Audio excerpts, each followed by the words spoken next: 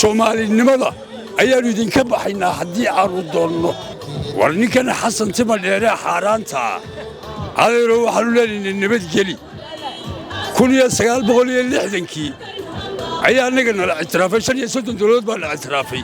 ku dooni mayno waynu yar midownay condition baanu ku xidhnay waan iskaga kaa tagnay xasuuq baa nagu dhacay iyo dhibaato dumarkaygii baa la laayay ragga iyo haleeyadii waa dhintay